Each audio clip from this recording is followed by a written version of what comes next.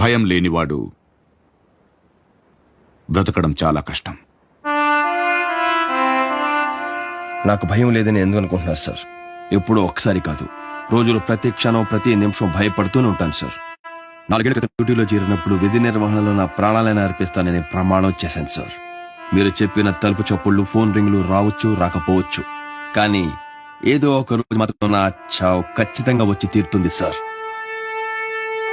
ఆ రోజు దాని కళ్ళల్లోకి చూసిన ఆ క్షణం ఇచ్చిన మాట నిలబెట్టుకోకుండా ఎక్కడ తలదించుకోవాల్సి వస్తుందో అని అనుక్షణం భయపడుతూనే ఉంటాను సార్.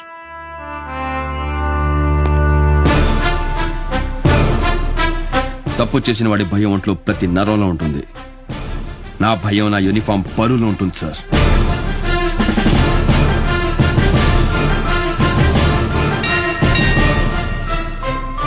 నా డ్యూటీ అయిపోయింది సార్.